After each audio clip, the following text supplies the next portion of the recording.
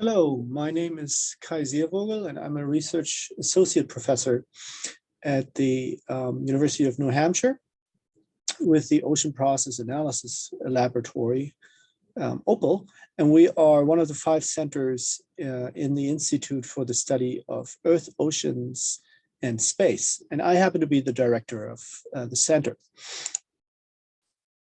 Now, OPAL is comprised of 6 different research groups. My group is the microbial biogeochemistry lab down here, but we also have PIs that study coastal carbon, coastal circulation modeling, ocean nutrient biogeochemistry, ocean observing, and remote sensing. So our group is really focused on biogeochemical processes and physical processes that we study in the ocean, not only in the Gulf of Maine, but in other marine environments as well. And we are mainly interested and mainly enthusiastic about this process that we call the biological pump. And on this slide here, the schematic, you see the major factors that affect the biological pump. And it looks a little bit confusing at first, maybe, if you haven't seen this before. But what this really boils down to are the processes that affect the flux of atmospheric CO2, as you can see here, into the ocean, and then the processing of this CO2 by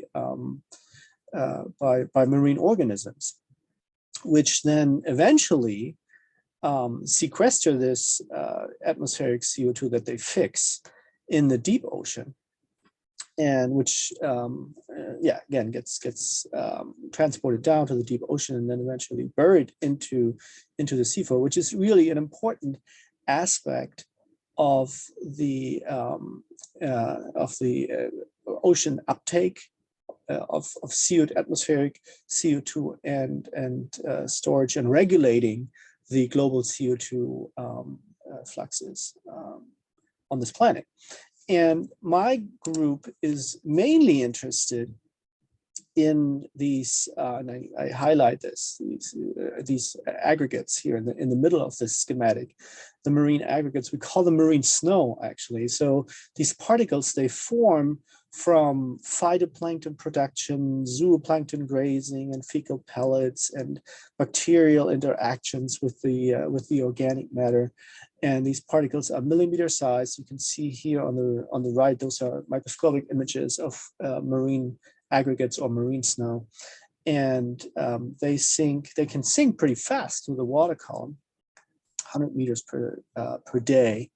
And what I'm also really interested in are these, this picture B and C here, how these marine aggregates interact with marine contaminants, actually. So we've done work on the effects of spilled oil on marine snow or marine aggregate formation. You can see here in picture B, those black dots is actually crude oil.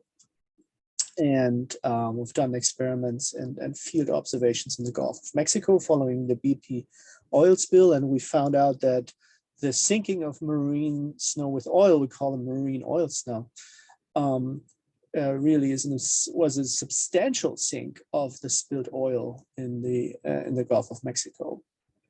I've also recently started working with microplastics and plastic contamination, and we also found that these particles are important drivers of plastic contaminants in the water column. So I look forward to fruitful discussions about my research in the microbial biogeochemistry lab, but in OPAL in general. Thank you very much.